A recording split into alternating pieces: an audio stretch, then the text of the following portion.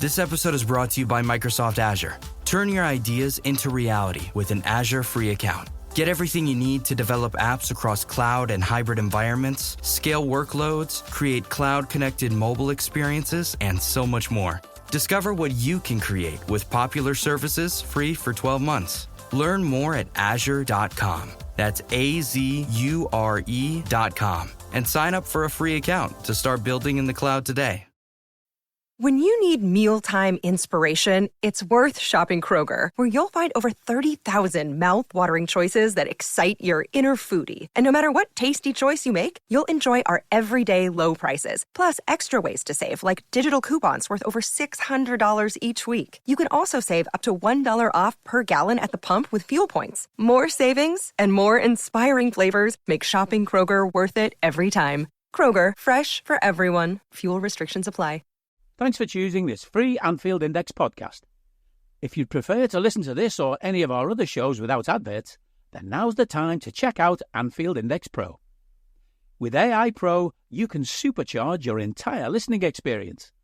You'll not only get all of our podcasts without the ads, but you'll have them far faster with our Quick Publish feature available exclusively for subscribers.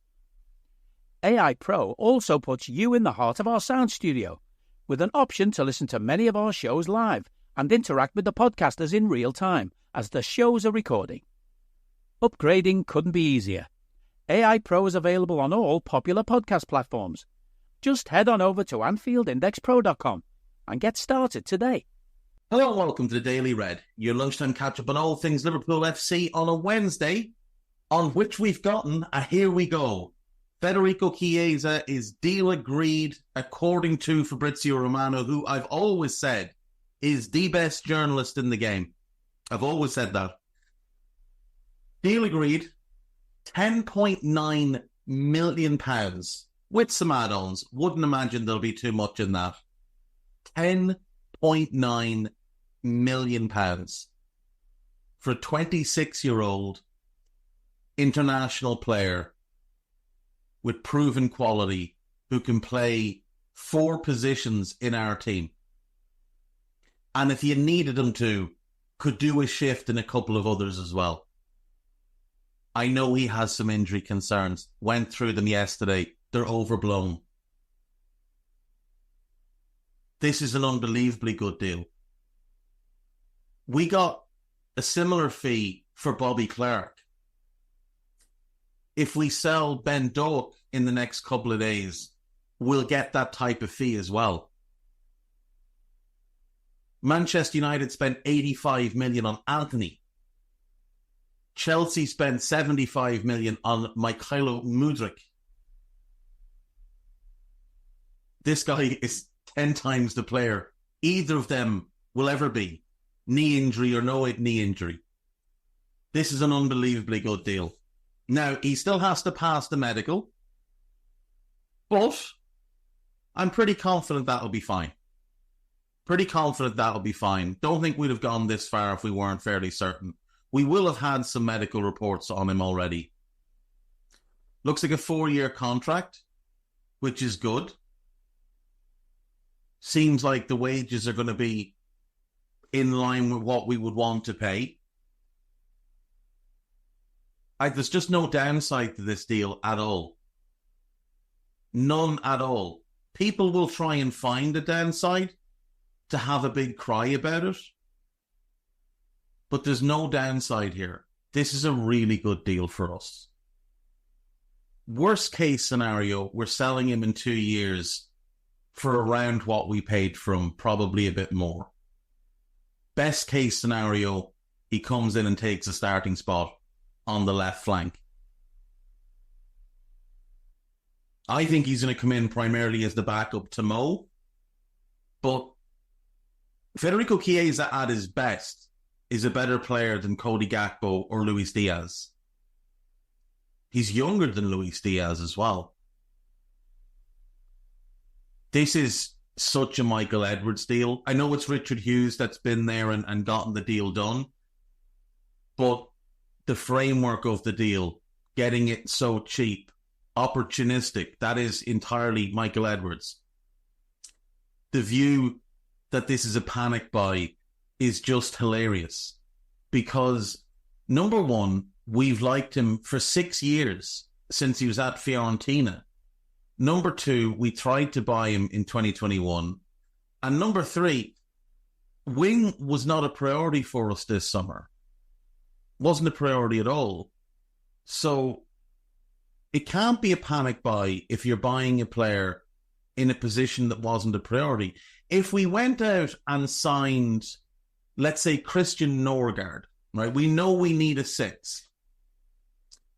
So if we went out and signed Christian Norgard, who doesn't really fit the profile of what we want, isn't a top 4 caliber player, isn't a title-winning caliber player, but would do a job for us, that would be a panic buy. That would be a panic buy. But signing Chiesa is not. Now, signing Chiesa and signing Mamardashvili does not take away from the fact that we need a defender, a left-sided defender, and a defensive midfielder. It does not and cannot take away from the fact that those two things, which were our two biggest needs coming into the summer, have not yet been addressed. There's still all of today, there's tomorrow, and there's Friday. There's still plenty of time to get deals done. There's time to trigger a release clause for Varela, for Hjulman, to fill that number 6 position. There's time to strike a deal for that left-sided defender. We have more than enough capable people who can get deals done. It doesn't just have to be Hughes. There's also Edwards. There's also Ward. They can all be working on different things at different times. And I would imagine they are. Someone's working on the sales. Two others can work on purchases. It does look like Hughes was in charge of this Chiesa deal, and fair play. He's gotten it wrapped up quickly. Romano broke the news that we'd approached them on Monday night, and here we are lunchtime on Wednesday, and he is now travelling. Well, he's to travel to Merseyside today. Deal should be confirmed by tonight. Mamardashvili confirmed yesterday by the club. If Chiesa gets confirmed today, wouldn't it just be fantastic if another one got confirmed tomorrow and another one got confirmed on Friday, and we got the crescendo that Richard Hughes mentioned? And the thing is, this deal hasn't just been sorted out in 2 days. Like, we will have put groundwork in on this, as we will have put groundwork in on a lot of other deals. And they're deals that we'll probably never hear about. Like, in the past with Edwards, he would have personal terms agreed with 3 and 4 players for one position. And then it would just be a matter of seeing which club was willing to play ball. He would have agreements with clubs on prices,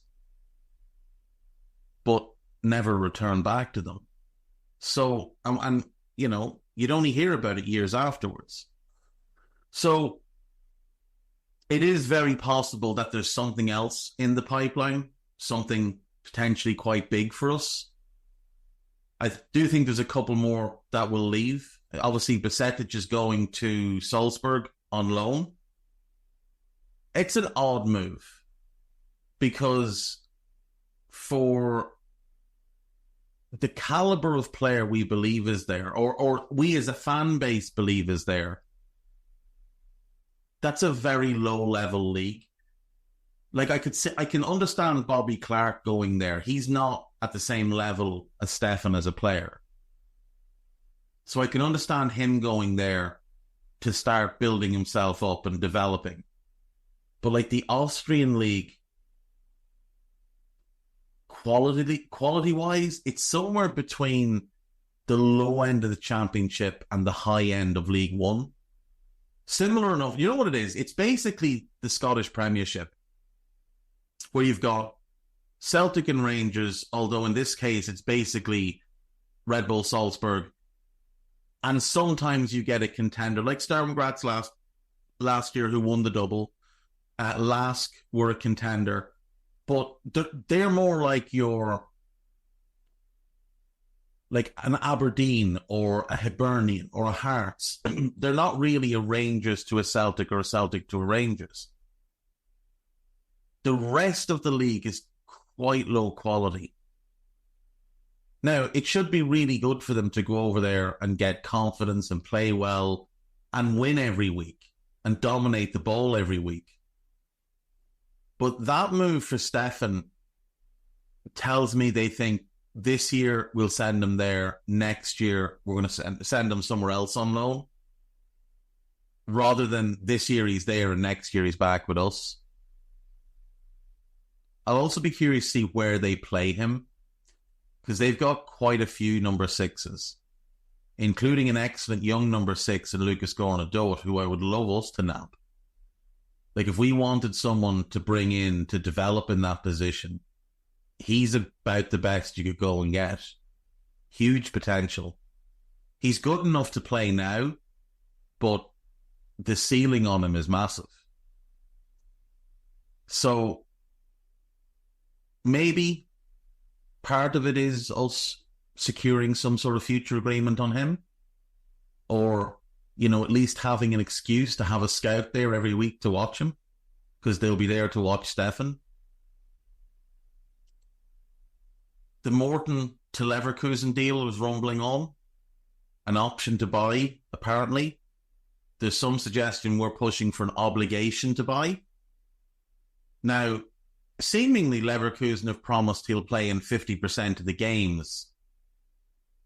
Again, that's very low. This is a guy who, in the last 2 years, has been starting pretty much every week. Now, in truth, at Blackburn, it was because that was what the loan agreement said, and they didn't want to pay financial penalties. Because he lost form, but they kept him in the team. He played 46 games. Last year he played 41 in all competitions. But he was playing really well for Hull.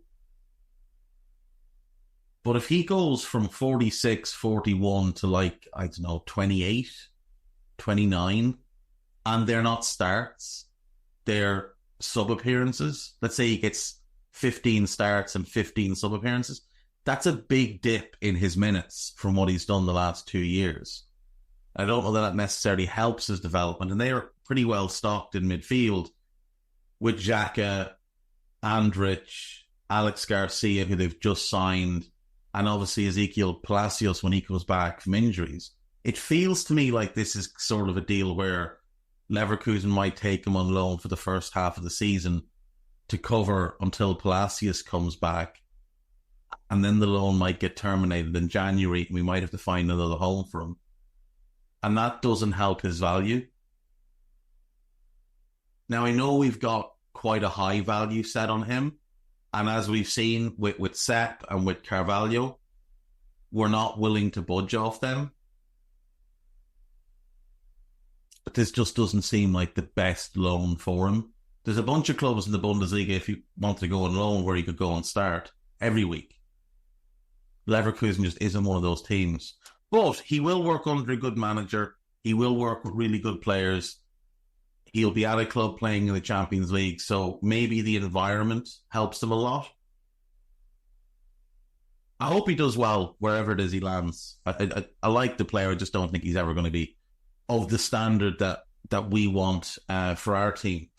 Certainly not as a starter. And I don't think he's all that interested in just being a squad player, which is why I think he's going. If he was happy to be a squad player, he'd be staying with us. Maybe he thinks he can go to Leverkusen. Yeah, and if he does, maybe he has that confidence that he can go to Leverkusen and start. We'll see. Ben Doak, obviously, potentially a departure this week. Cade Gordon looks like he'll go on loan. Joe Gomez, there's still a lot of talk about, and we'll see what happens with him. And then Kostas Tsimikas, there's some reports that he could go on loan. We'll see. We'll see what happens with him. Don't really know what the purpose of him would be if we got in the left-sided defender we want. But, yeah, he seems lucky. Costas won't cause trouble. Costas won't kick up a fuss. He's just a very happy guy in general. But I think for the sake of his career and for the sake of the club's wage bill, it's a little bit meaningless to keep him around if we can get that defender. And if we don't, that obviously will be a significant failure on the club's behalf, as it will be a significant failure if we don't get that number 6 in. And if we don't get either of them, then the club should be hammered. Now, they should still be praised for selling well and for the 2 deals we've done. But there was 2 very clear needs. And if you don't address either of them, you should be absolutely hammered for it. You've had all summer. I know you wanted to go over the squad and do like a full inventory on what you had and who you had and what you wanted to do with them. But it was blatantly obvious before any of that there was not a good enough starter at left back or a good enough 6. And nothing has happened to change those facts. I do like how we've operated though. Like, think about it. We got, for Fabio Carvalho, is it 22 million rising to 27.5? I think that's right.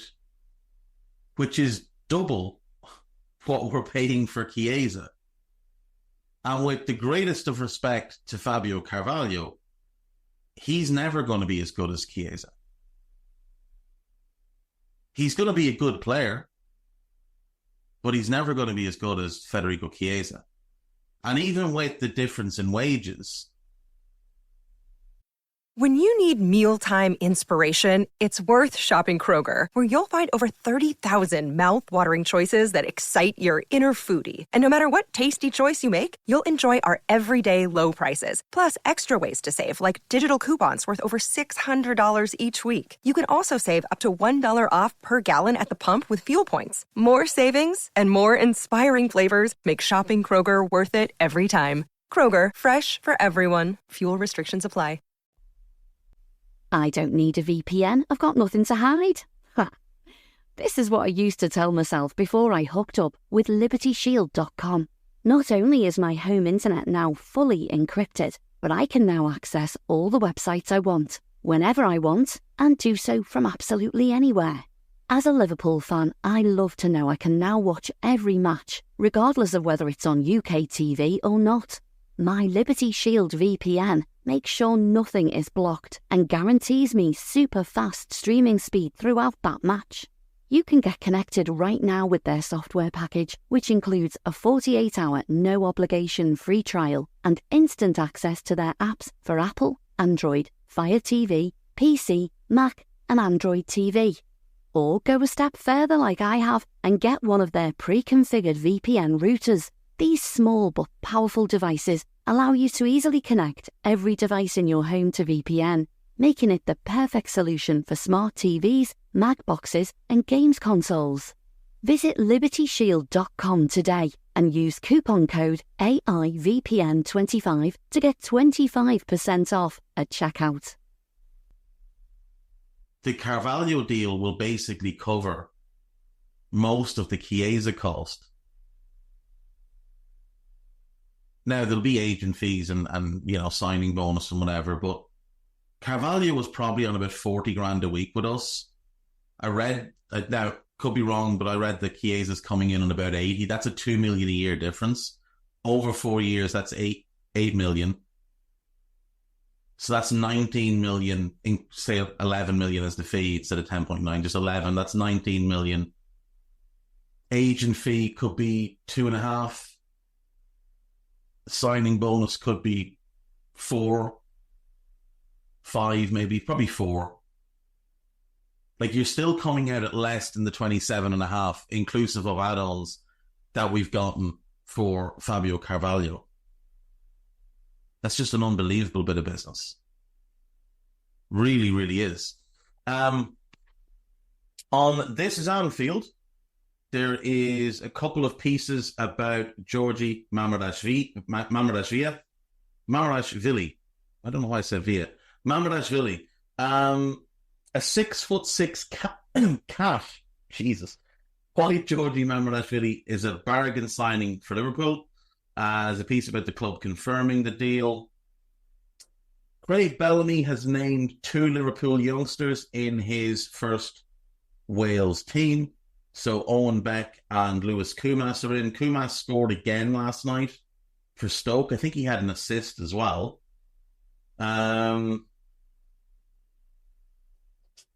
Liverpool confirmed 7th loan of the summer as Owen Beck moves to Blackburn. It's a bit of an odd one, to be honest, because they've got Harry Pickering, who's a really good left back. Now, I'm sure they've had to agree on a certain amount of playing time. I don't think we'd have let that happen otherwise. But we'll see. We'll see how he does. I hope he does well. Kid's good. He was very good for Dundee last year. There's a piece on why the Federico Chiesa transfer could make a lot of sense. It just does make a lot of sense. Arling Slot injects calmness, but Trent's criticism warranted. Yeah, there's still people criticising Trent after the weekend because he had a bit of a sullen look. Like I said, he's basically just got a face like a slapped arse a lot of the time. I just wouldn't read too much into it.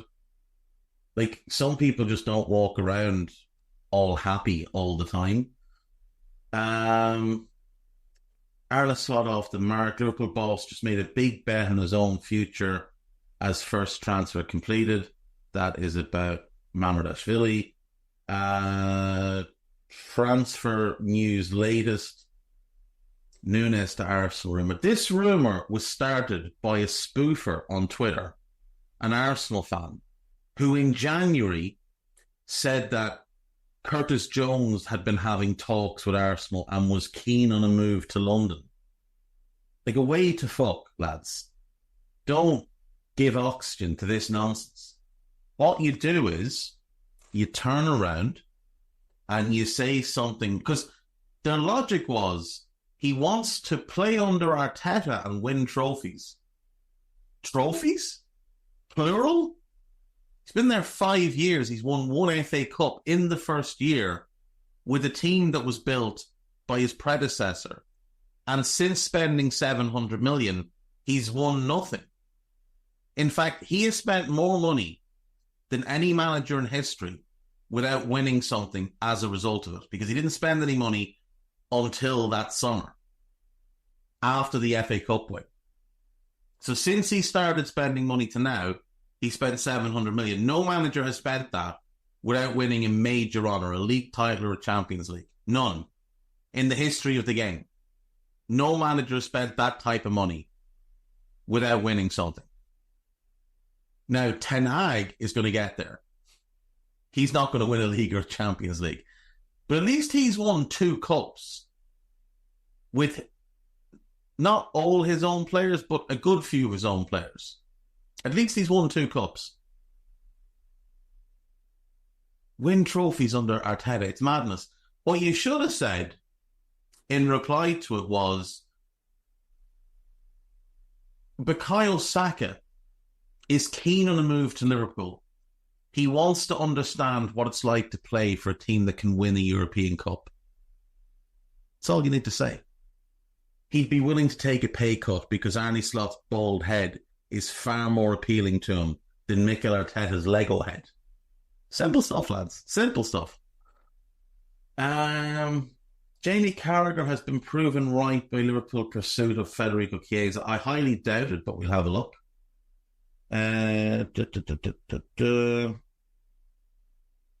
Raheem Sterling comments show he knows what will happen if he returns to Anfield as a Man United player. Raheem Sterling to United with Jadon Sancho going the other way would be one of the worst transfers in history on both sides. Neither of them are currently getting a game at the clubs that they're employed by. Neither of them would get a game at the other clubs.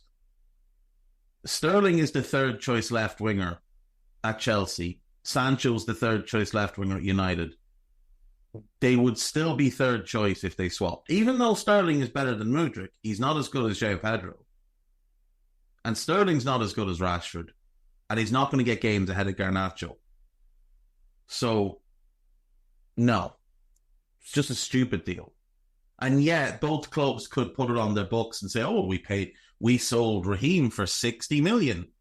Never mind the fact that we spent 60 million to buy Jadon Sancho. We'll just push that across 5 years. It's 12 million a year.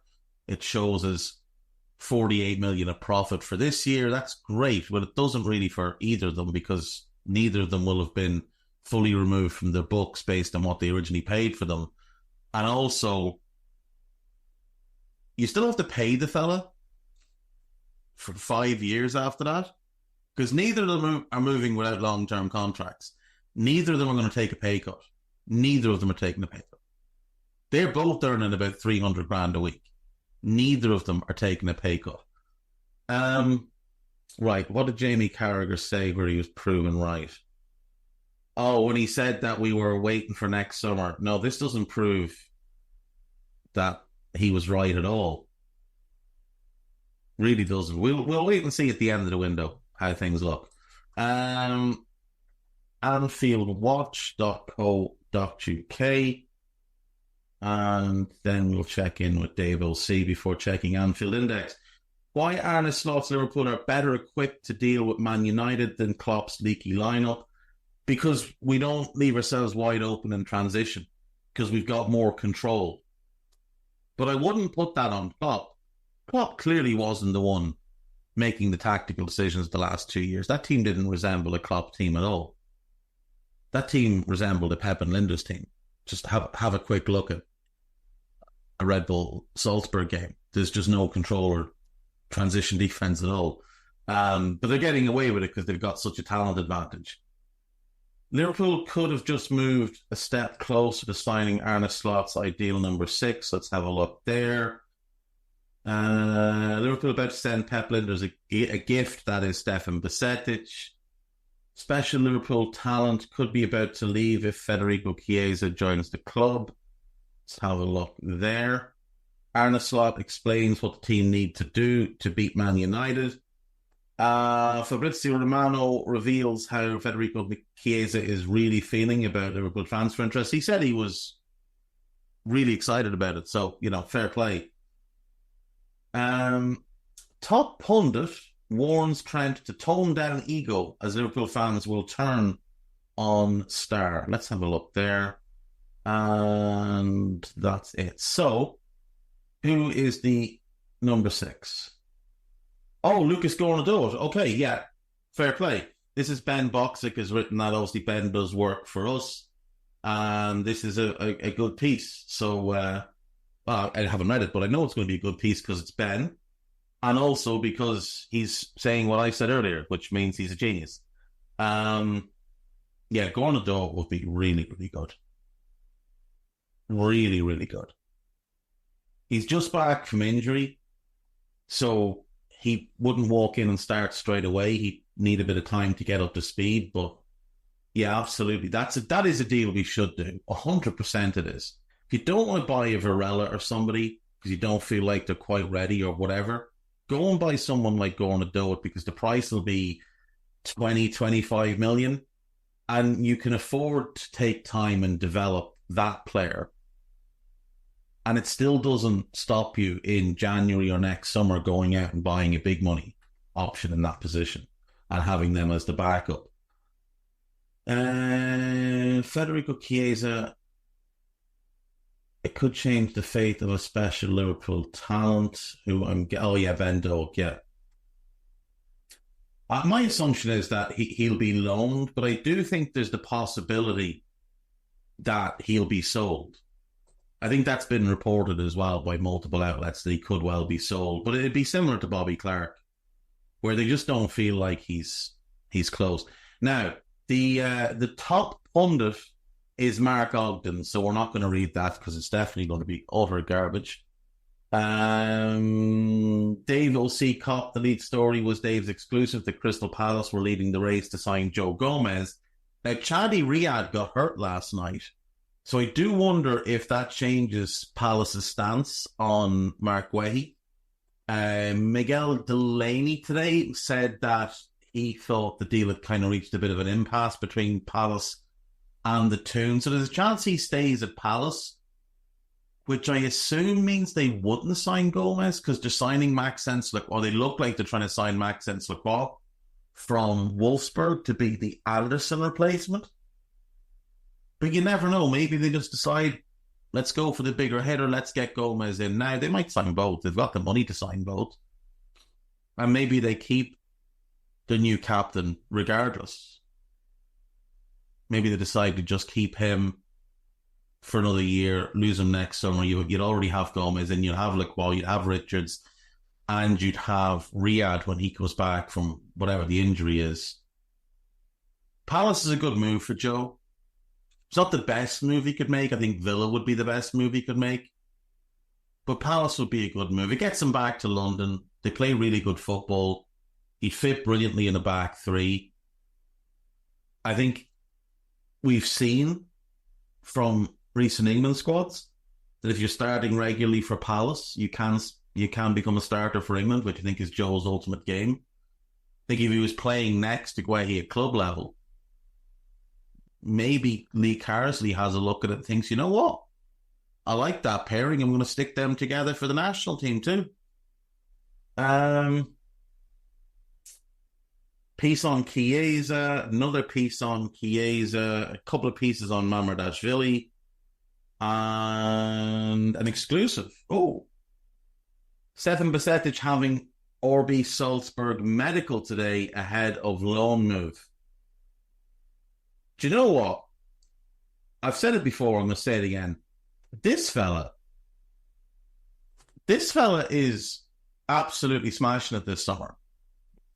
He's had brilliant exclusives, largely on young players. He's had a bunch on Bajcetic. He had one on Doak. He's had a couple on Bobby Clark. He had the one on Gomez, which I'm guessing he might have got from the Palace side. But either way, credit to Dave. He's done really well this summer. And his site's, it's well worth checking it out each day and just seeing what news is there. You follow him on Twitter as well, at DaveOCCop. He's a good lad. He is a good lad. And he's Irish as well. So, you know, that makes him an extra good lad because we're not capable of being anything other than that. Well, no, that's not true. There's a few terrible sets of lads in this country, but most of us are grand. Podcast-wise, there is a piece on article-wise on Anfield Index. There is a piece on Chiesa, a piece about the Champions League, a piece about Bajcetic, a piece about Chiesa, and another piece about Chiesa. Podcast-wise, there is part 2 of The Minefield with Simon Brundish, which is brilliant. Absolutely brilliant. Give that a listen as soon as you can. There is the Media Matters that I mentioned yesterday with Dave Davis. The guest was Gav Marcotti. Give that a listen. Now, there's one thing Marcotti said that's nonsense, which was about him coming in on 200 grand a week. But I just assume he thought, well, he's on big money at Juve, he'll probably get more, because that's generally what happens. But that's not what's happening here. There is a new scouted. Myself and Carol had a chat about all the different transfer rumours. We had a good chat about Chiesa, a bit more of a chat about Mamardashvili, and then we went through every Premier League club and the one thing they need to do between now and when the deadline hits on Friday. And we have a new Under Pressure, which is Dan Kennett, Simon Brundish, Hamza, and the returning Dr. Barter. Nice of him to show up 2 weeks into the season. Fair play, Phil. Been busy, have you? Or been on holidays, more like. But yeah, this is good. The lads had a good chat about lineups, game plan, went through a summary of the match stats, all the usual stuff. And they had a chat about transfers as well. So do check that out. There's more to come this week as well. Let me just make you aware. There is the transfer show will be out tomorrow.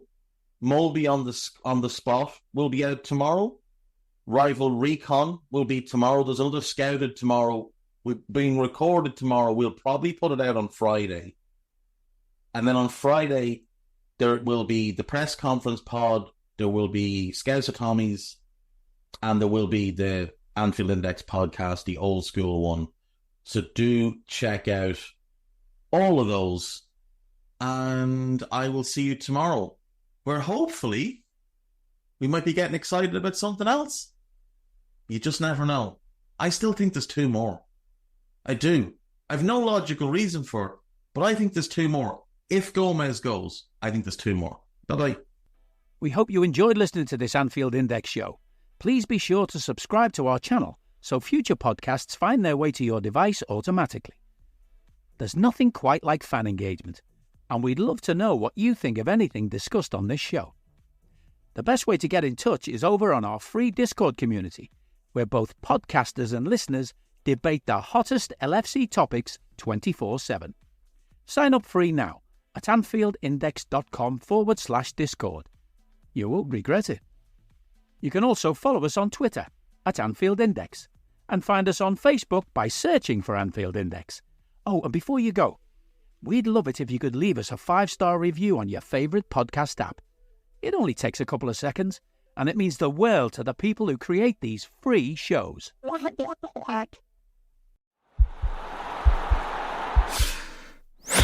This podcast is part of the Sports Social Podcast Network.